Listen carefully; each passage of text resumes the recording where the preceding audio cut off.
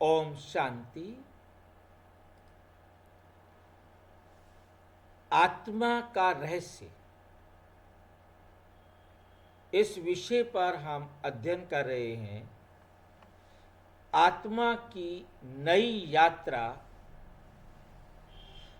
आत्मा कहाँ जाती है मृत्यु के बाद। आज का विषय है आत्मा कहाँ जाती है मृत्यु के बाद। कहाँ जाती होगी आत्मा? हम गाते थे, ये दुनिया मुसाफिर खाना है, आखिर हमको घर जाना है। पर तो ये नहीं जानते थे कि हमारा घर कहाँ है, वहां पहुंचने का रास्ता क्या है, वहां हम कैसे जाएंगे। ये कितनी कमाल की बात है। इस बात को हम बिल्कुल भी नहीं जानते थे। इस बात को हम बिल्कुल भी नहीं जानते थे। अब बाबा हमें समझाते कि बच्चे, अब हमको घर जाना है।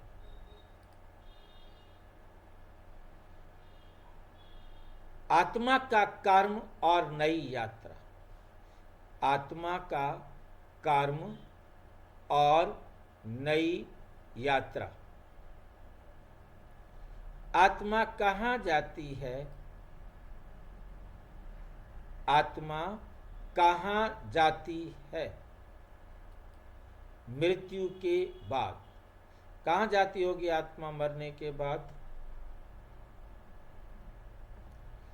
नया जीवन, नया सफर।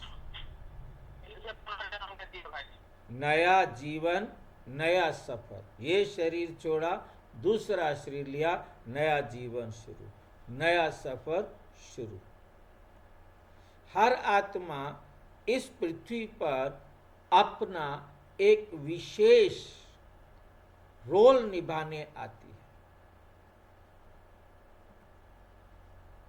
जब उस रोल का कार्य पूर्ण हो जाता है तो आत्मा अपनी यात्रा आगे बढ़ाती है। आत्मा अपनी यात्रा आगे बढ़ाती है।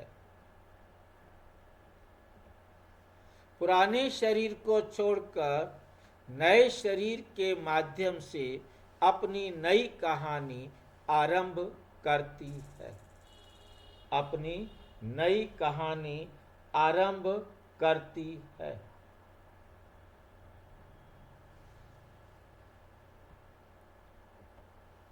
ये प्रक्रिया कोई रहस्य नहीं, बल्कि ब्रह्मांड का अचल नियम है।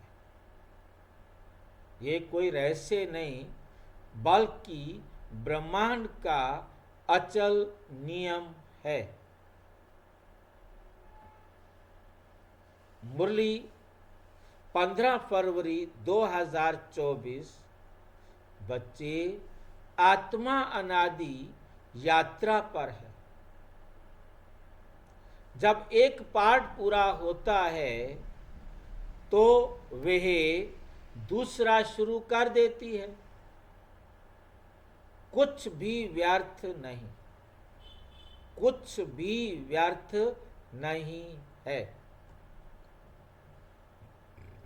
आत्मा का शरीर छोड़ने की प्रक्रिया। आत्मा शरीर को किस प्रकार से छोड़ती है, उसकी क्या विधि है, क्या प्रक्रिया होती है? आत्मा जब शरीर त्यागती है तो उसके निकलने की दिशा पूर्व निर्धारित होती है। उसकी निकलने की दिशा पूर्व निर्धारित होती है। ये निर्णय किसी बाहरी शक्ति द्वारा नहीं, बल्कि आत्मा के कर्मों की तरंगों से होता है। आत्मा के कर्मों की तरंगों से होता है। यदि आत्मा को पहले से आभास हो कि उसका समय निकट है, तो वह भीतर की चेतना से धीरे धीरे शरीर से हट जाती है। ये बात किसको समझ में आई है? यदि आत्मा को पहले से आभास हो कि उसका समय निकट है, किसका? शरीर छोड़ने का, तो वह भीतर की चेतना से धीरे से शरीर से हट जाती है। अब उसे इस शरीर से और शरीर के संबंधियों से कोई मोह नहीं रहता है, कोई मोह नहीं रहता है।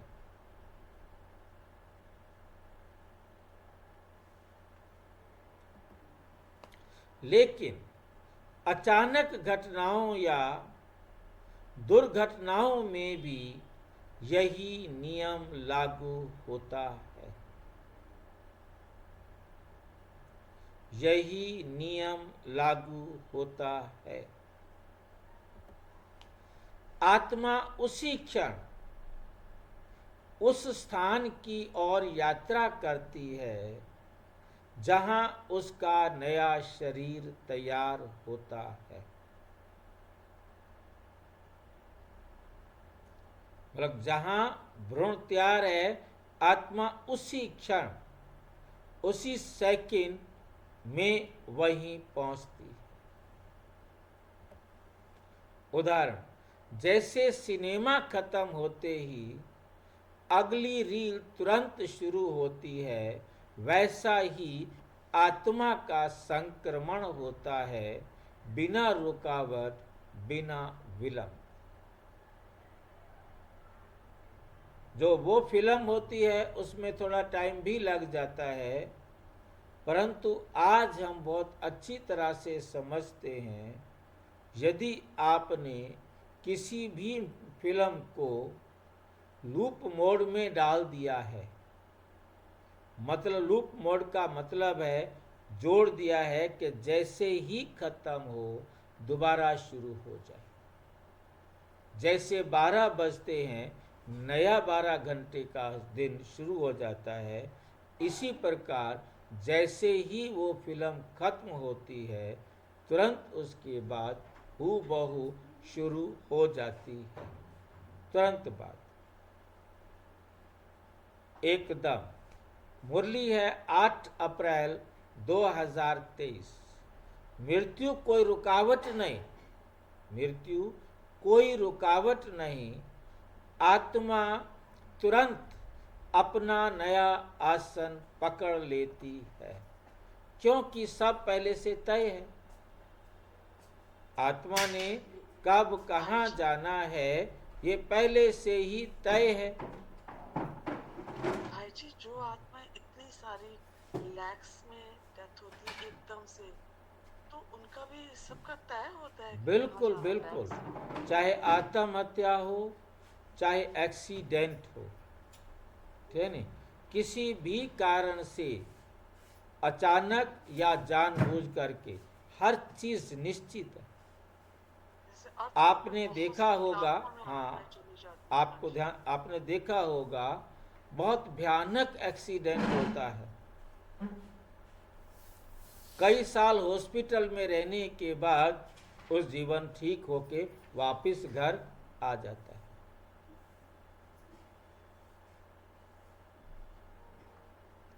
कितनी बड़ी बीमारी के बाद घर आ जाता है, कितनी बड़ी दुर्घटना में बाकी सारे मर जाते हैं, एक बच जाता है।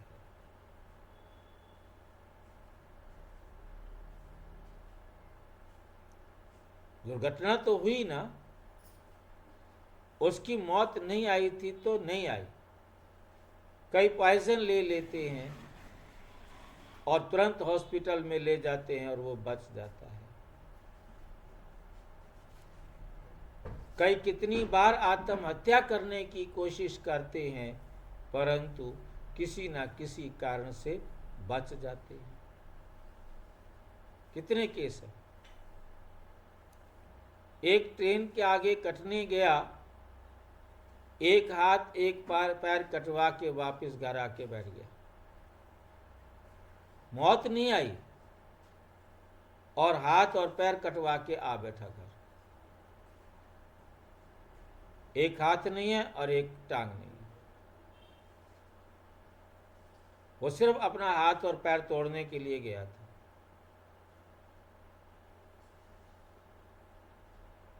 भाई जी, हाथ और पैर के बिना कैसे करता होगा? एक हाथ कट गया, एक पैर कट गया, बच गया, लाइन से पहली तरफ जा गिरा।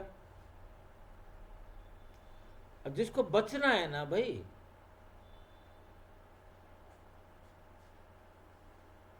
कई ट्रेन से कूद जाते हैं, बच जाते हैं, कुछ भी नहीं होता उनको।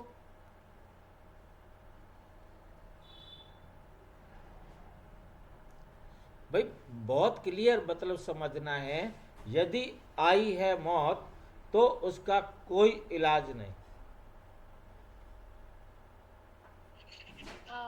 भाई जी, हाँ ओम जी, शांति। ओम शांति। मैं इस चैनल में न्यू आई हूँ, इस ग्रुप में। Very good. तो मैं ये जानना चाहती थी कि ये जन्म और मृत्यु के कर्मों से अगर हमें मुक्ति प्राप्त करनी हो तो हम क्या कर सकते हैं, जिससे मोक्ष से हम मोक्ष को प्राप्ति करना चाहें तो? ठीक बात है। हम सफ़र को याद कर रहे हैं और हम आत्मा मुसाफिर हैं। आप आत्मा भी मुसाफिर हो, और मुसाफिर का मतलब है सफ़र करते रहना। कोई भी आत्मा सफ़र से बाहर नहीं निकल सकती, निकल गई तो वो मुसाफिर नहीं रहेगी। इसके लिए एक प्रश्न का आप जवाब देंगे। आप आत्मा को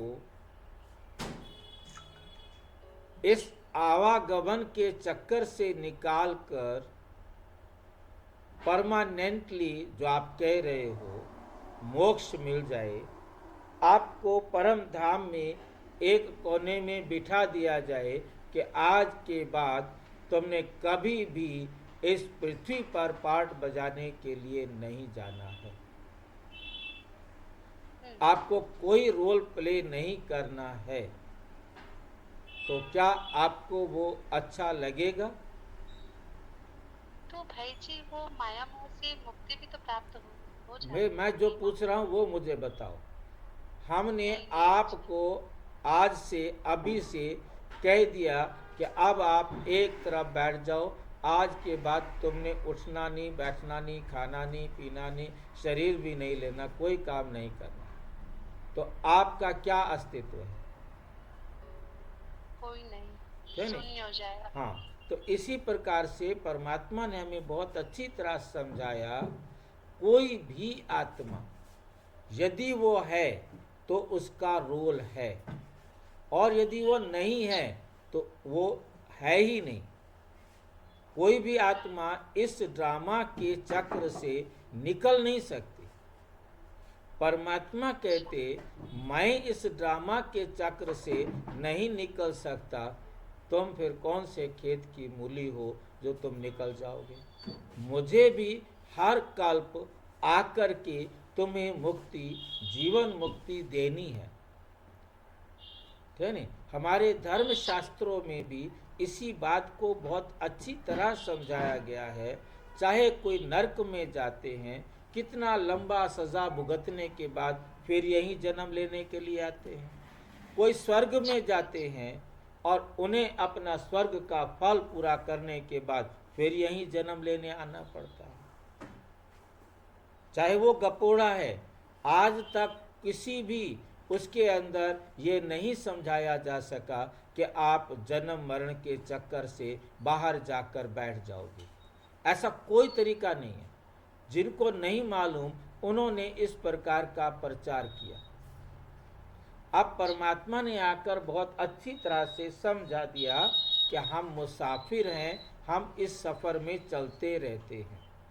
हम इसमें कर्म अच्छे करते हैं तो सुख पाते हैं, कर्म बुरे करते हैं तो दुख पाते हैं। ये आपको मिलता है अपने ही किए कर्मों का फल। तो हमें अपने कर्मों पर अटेंशन देना है। ये परमात्मा आकर सिखाते तो तुम सुखमय जीवन जियोगे। कर्म ऐसा नहीं करो जो आपको पसंद नहीं, ये बाबा समझाते हैं। तो कर्म और आत्मा का सफर अब कुछ देर में समझ में आएगा आपको धीरे धीरे। कर्म और आत्मा का सफर, हम कर्म करते हैं और आत्मा इस सफर में कैसे चलती है। आत्मा का प्रत्येक जन्म उसके कर्म लेखा से जुड़ा होता है। जो उसने कर्म किए हुए हैं उन्हीं के आधार उसको अगला जन्म मिलता है। जो कर्मों का हिसाब बराबर नहीं हुआ उनको बराबर करने के लिए आत्मा फिर पुनः जन्म लेती है और अपना कार्मिक अकाउंट बराबर करती है। कार्मिक अकाउंट बराबर भी करती है, कार्मिक अकाउंट बनाती भी है। अब जो बराबर कर दिया वो खत्म हो गया, जो अभी नया बन गया तो उसे बराबर करना ही पड़ेगा, क्योंकि बिना बराबर किए कोई भी आत्मा अपने घर वापस नहीं जा सकती। मैंने किसी को सुख दे दिया है, वो सुख भी मुझे लेना है, दुख दे दिया है तो दुख भी मुझे लेना है। हर आत्मा अपना हिसाब बराबर करके ही घर जाती है। इसी को मुक्ति कहा जाता है कि अब उसका किसी भी आत्मा के साथ कोई लेना देना नहीं, क्योंकि हमने जो दुख के कर्म कर लिए थे उन दुखों के कारण हम सोचते हैं भगवान हमें इससे छुटकारा दे। छुटकारा मिलेगा तब जब हिसाब बराबर होगा। जब तक हिसाब बराबर नहीं होगा तब तक आपका इस संसार से छुटकारा हो नहीं सकता। कोई भी आत्मा बिना हिसाब किताब बराबर किए घर नहीं जा सकती। यदि हाँ जी बोलो। है कि किसी को दुख नहीं देना है, तो अगर पाठ में दुख देना है तो फिर वो विकर्म नहीं बन जाएगा। पाठ में दुख देने का मतलब क्या है? उसने पहले आपको दुख दिया था इसलिए आज उसे आप दुख दे रहे हो। आज आप उसे दुख दे रहे हो, वो फिर आपको दुख देगा, फिर अगले कल्प में फिर आप उसको दुख देंगे, फिर वो आपको दुख देगा। यही तो खेल है। हर कर्म हम पिछला बराबर कर रहे हैं, अगला बना रहे हैं। यदि कोई अधूरा कार्य, अधूरा वचन या अधूरा संबंध रह जाता है, मतलब कोई काम पूरा नहीं किया आपने, कोई किसी को काम करना था, किसी के साथ आपका कोई हिसाब किताब था, वो अधूरा रह जाता है, तो आत्मा उसके बंधन को पूर्ण करने के लिए लौटती है। किसी ना किसी तरीके से आप उसके संबंध में आएंगे। आपकी शादी इसके साथ क्यों हुई जिसको जानते तक नहीं थे? पिछले जन्म में जो आपका कार्मिक हिसाब किताब था, जो पूरा नहीं हुआ था, अब उसको पूरा करने के लिए आपकी शादी इसके साथ हुई है। वो सुख देना भी हो सकता है और वो दुख देना भी हो सकता है। चाहे कोई पति बन के दुख दे, कोई पत्नी बन के दुख दे, कोई भाई बन के दुख दे, कोई बहन बन के दुख दे। किसी भी रिश्ते में वो दुख देना है तो वह दुख देगा। किसी भी रिश्ते से उसने दुख देना है, वो दुख दिए बिना नहीं रह सकता। सुख देना है तो उसे सुख भी देना है, दुख नहीं दे सकता। जो देना है हर आत्मा को हिसाब किताब बराबर करके ही घर जाना है। इस बात को बहुत अच्छी तरह बुद्धि में समझना है। ठीक है। जो हमें संयोग कहते हैं वे वास्तव में कर्मों का मिलन बिंदु है। जो कहते हैं ना संयोग से मिल गए, ये संयोग क्या है? किसी जन्म का मेरा हिसाब किताब है जिसके आधार पर हम मिले हैं, जिसके आधार पर हम मिले हैं। ऐसे नहीं मिल सकते।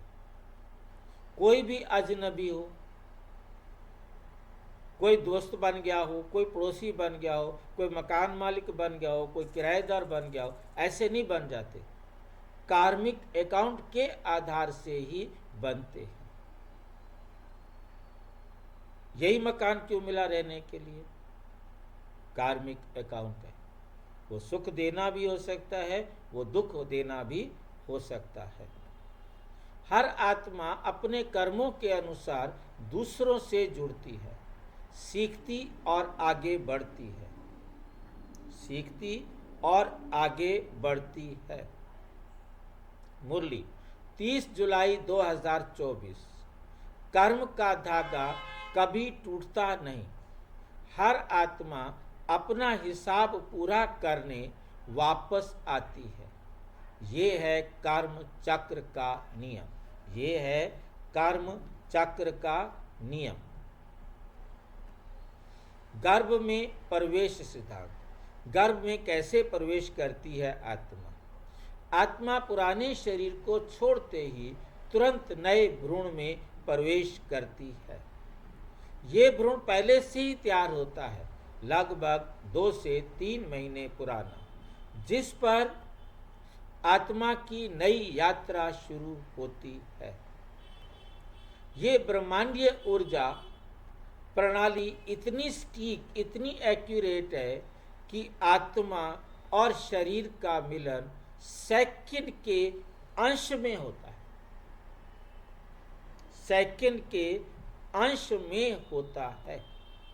उदाहरण, जैसे सूर्योदय का समय रोज एक सटीक क्षण पर होता है, वैसे ही आत्मा का नया प्रवेश भी उसी अचूक समय पर होता है। मतलब उस समय से वो आत्मा चूक नहीं सकती। 1 सेकंड लेट या 1 सेकंड पहले नहीं पहुंच सकती, नहीं प्रवेश कर सकती। मुरली 9 जनवरी 2023। जब शरीर तैयार होता है, आत्मा उसी क्षण प्रवेश करती है। 9 जनवरी 2023 की मुरली में बाबा ने कहा, जब शरीर तैयार होता है, आत्मा उसी क्षण प्रवेश करती है। कोई देरी, कोई गलती नहीं। सब ड्रामा एक्यूरेट है। सारा का सारा ड्रामा क्या है? एक्यूरेट है। कर्म का लेखा जोखा। जब आत्मा शरीर छोड़ती है तो उसके समक्ष एक आंतरिक स्क्रीन चलती है, फिल्म चलती है। उसके समस्त कर्म, भावनाएं और विचार, कितनी देर की फिल्म होती है? एक ही क्षण की, 1 सेकंड के भी पार्ट की। बस उसमें ही उसकी चेतना में स्पष्ट हो जाते हैं कि क्या मैंने पाप किए हैं, क्या मैंने पुण्य किए हैं और क्या मैंने शरीर अब जा कर के लेना है। ये एक दिव्य बैलेंस शीट की तरह है, जिसमें अच्छा बुरा सब दर्ज होता है। आजकल आप में से जो कंप्यूटर जानते हैं, वो इस बात को बहुत अच्छी तरह समझते हैं। जो पैसे पेटीएम से, यूपीआई से जो भेजते हैं, वो अच्छी तरह समझते हैं। आपने दुकानदार को 50 रुपये पेटीएम किया, यूपीआई किया या किसी भी तरीके से आपने भेजा, और आपके खाते से जैसे ही आपने बटन दबाया, आपके खाते से कट जाते हैं, उसके खाते में चले जाते हैं।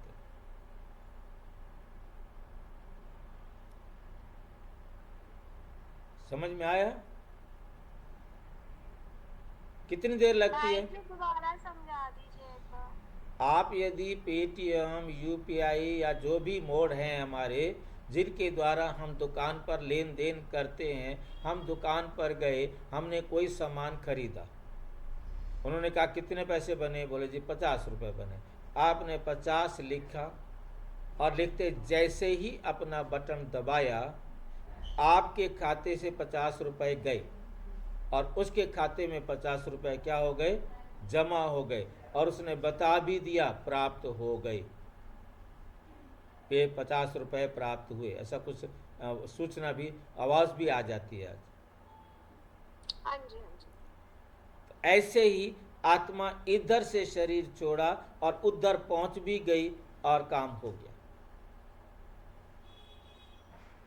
इसलिए बाबा ने कहा एक दिव्य बैलेंस शीट की तरह जिसमें अच्छा बुरा सब दर्ज होता है। बोला कितने पैसे आपने अपने खाते में डाले वो भी तुरंत जमा हो गए, कितने पैसे आपने निकाले वो भी तुरंत जमा हो गए, कितना आपने लोगों को सुख दिया वो तुरंत आपके खाते में लिखा गया, इतना सुख दे दिया। जब उसने वो आपको सुख रिटर्न किया बराबर हो गया। जिसको आपने दुख दिया वो भी आपके खाते में लिखा गया, दुख दिया, जैसे ही उसने वो दुख आपको दिया बराबर होते ही आपके खाते से भी मिट गया, उसके खाते से भी मिट गया। इसी प्रकार रोजाना हम अपना खाता बराबर करते जा रहे हैं, मिटाते जा रहे हैं।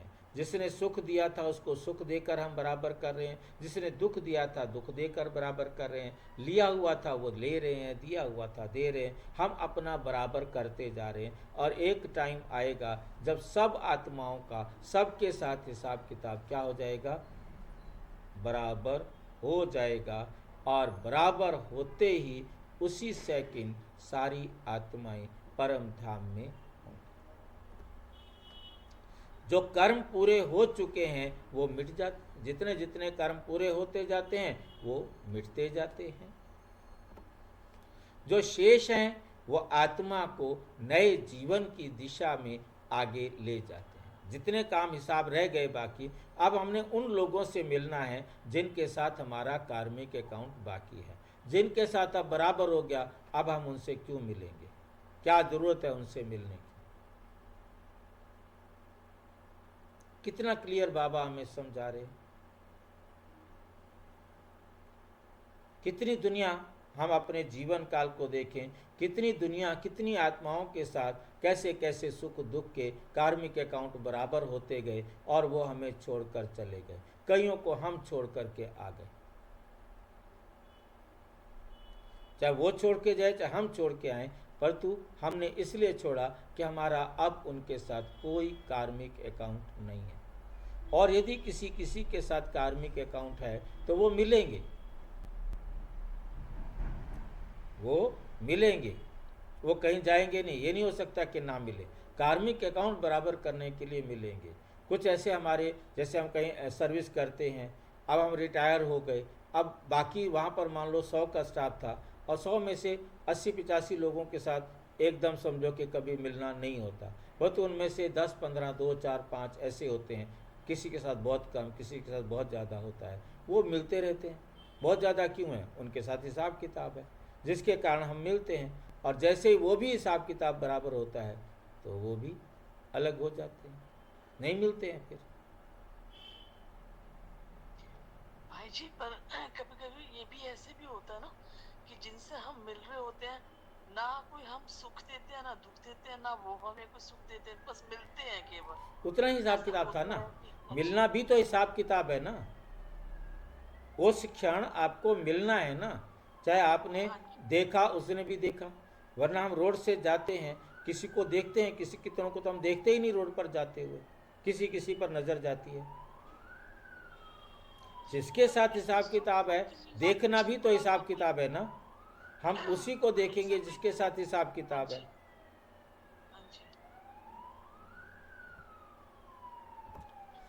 मुरली 20 नवंबर 2023। कर्मों की पर्ची आत्मा के पास रहती है, जो जैसा किया वही वापस मिलता है, सटीक और न्यायपूर्ण। एक्यूरेट मिलता है और न्यायपूर्ण, अन्याय नहीं होता। इसलिए कहते हैं भगवान के घर न्याय है, अन्याय नहीं। क्योंकि जो मैंने जिसको दिया है वो मुझे लेना है, तो हिसाब बराबर हुआ ना।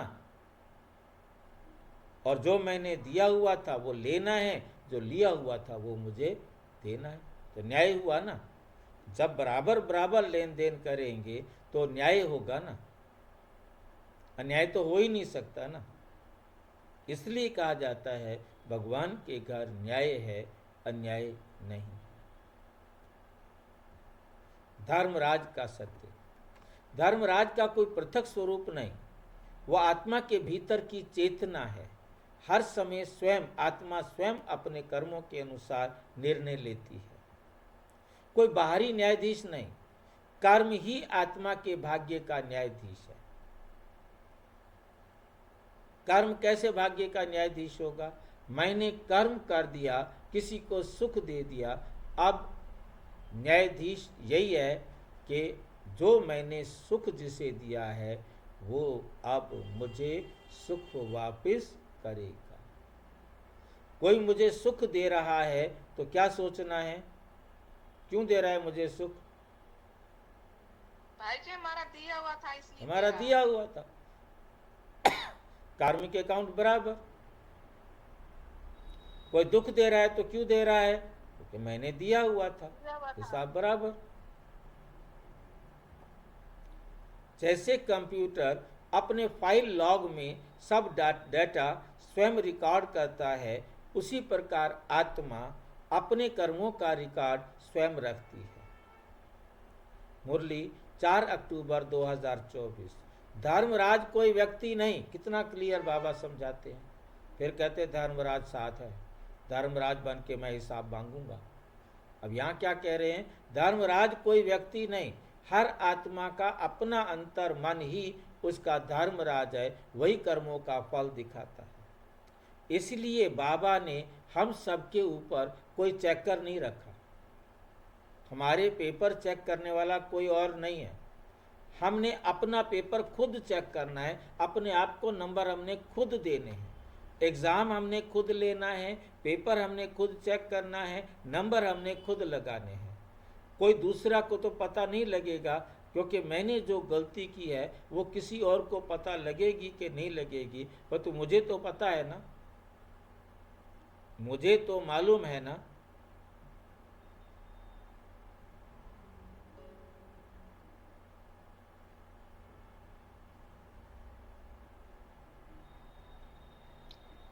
तो मैं अपना धर्मराज स्वयं हूं, कोई दूसरा धर्मराज नहीं, क्योंकि मैं अपने को झूठ नहीं बोल सकता। तो मुझे स्वयं अपना न्याय करना होता है। सत्य और आत्मा की स्वनिर्मिति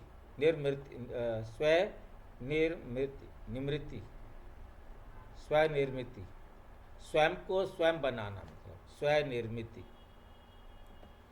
जब आत्मा शरीर छोड़ती है तब वे अपने सत्य स्वरूप में होती है। जब आत्मा शरीर छोड़ती है तब वो अपने सत्य स्वरूप की स्मृति में होती है कि कितने मेरे पाप पुण्य खत्म हो गए, उनको छोड़ो, अब मेरे क्या कर्म रहे हैं जिनके पास मैंने जाकर जन्म लेना है। वो तुरंत, इतना सोचने में भी टाइम लग गया, वो तुरंत जैसे ही शरीर छोड़ा उसी सेकंड में वहीं पहुंचती है जहाँ उस आत्मा के माता पिता हैं, जहाँ उसके लिए गर्भ तैयार है।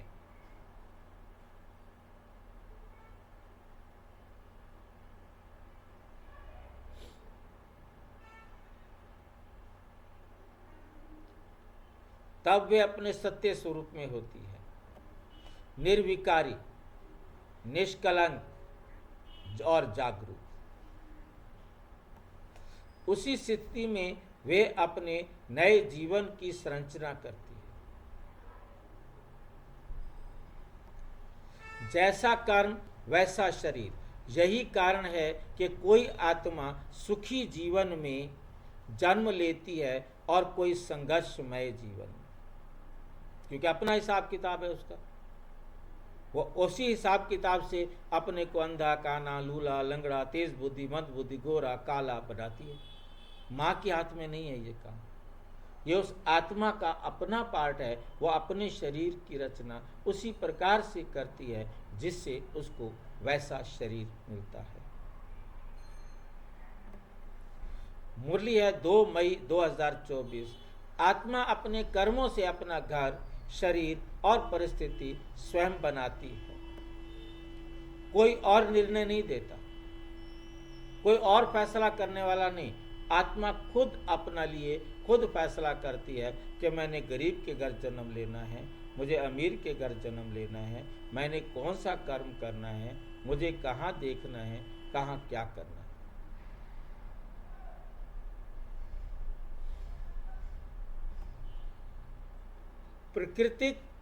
प्राकृतिक प्रणाली और परिपूर्णता। ये पूरी प्रक्रिया एक ब्रह्मांडीय व्यवस्था के अनुसार चलती है।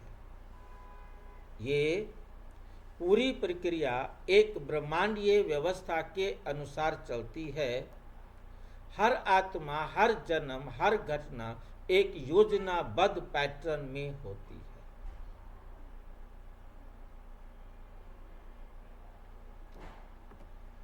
ये ड्रामा एक्यूरेट है, इसमें किसी प्रकार की त्रुटि या संशोधन की गुंजाइश नहीं।